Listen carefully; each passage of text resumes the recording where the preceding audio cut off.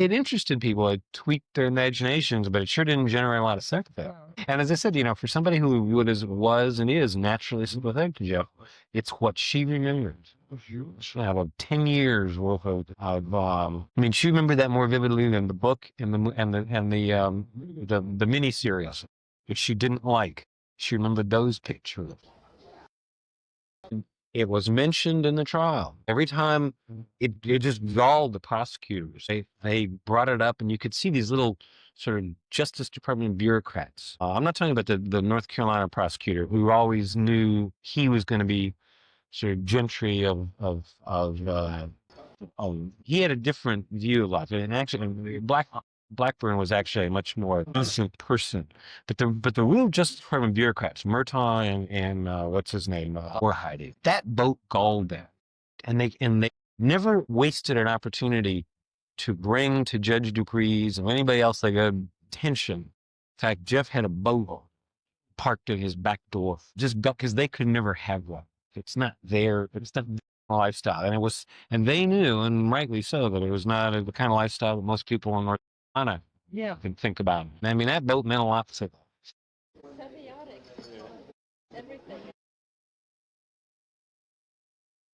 They did it for various reasons, but mostly because he was not just a cause, but a person that they either could identify with or wanted to identify. Some of these people, had never in their lives, I don't think, thought they could. Dale is likable. Yeah, he's very likable. He's changed a lot to my way of thinking. It's partly I've changed a lot too. Jeff used to be a lot more likable. He was a lot easier to get to know right away. See, he really didn't have this sort of persona that he, I think almost consciously now, sort of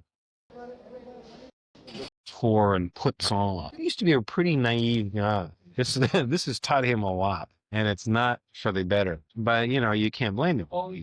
From my point of view, what's worse about him is he's going to become a real prisoner, a physical prisoner. He has become a prisoner of his case, his image, his, what people expect of him. And he has become a prisoner of the publicity. The publicity, the most of all publicity, is Joe McGinnis. It's not spontaneous at all. Even Jeff is not a spontaneous, sort of friendly, open person anymore at all. And he used to be. He used to be a real. In fact, he one of the reasons, as I said, Jeff and I were not particularly real close friends in college is I've never been that way. He was. And we did, and I don't warm up to people like that. I like people like that, but I've never been myself real open and friendly and just talk to people on the street, make friends with Lisa. He always did. Now, and after a while, you get to like that. Now it's much more.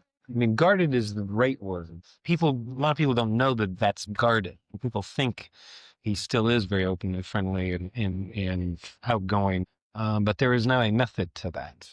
I think very conscious. And he has to be. He's got to make friends with people who, first of all, he can't do anything himself. So he's got to manipulate people around him. And secondly, you have to manipulate people who can do bad things to you by being, whatever it is you're going to be. And then that's what he is. He's not, as I said, he's not a spontaneous guy. Very, very thoughtful. What he does and what he says. And I guess, in one sense, that's a good thing. It's a little disconcerting to see that happen. Even with me, and as I said, I really do count Jeff as one of my best friends. Jeff knows that I don't need him and he needs me. It didn't used to be that way. It used to be we didn't, neither one of us really needed the other. We were friends. We went through a lot together. But now it's pretty clear he needs me to do certain things. Whether I do them or not, he has no real control over, but he needs me to do them. I always get the feeling maybe it's just because you're in a little small room and they bring him in handcuffs. It's real clear to me, that's there's a different role playing situation here than it used to be when Jeff would take me out on his boat. He was in charge, and since he drove the boat and I had to be in there. It's much different now. I've never liked personal relationships where somebody wanted something out of me, which in many cases I couldn't do, but it doesn't matter. I like personal relationships that are sort of two-sided. And this isn't two-sided. Jeff doesn't have anything to offer me anymore other than his friendship.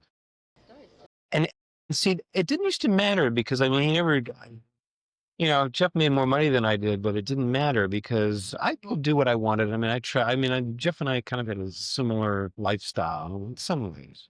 I liked his friends. I liked his family. I liked his boat. I liked all this stuff. They didn't need it. So it was like a real, yeah, and it's no longer that way. And I know it's no longer that way, and so does he. And it's tough to preserve that's sort of what used to be, because what used to be isn't anymore.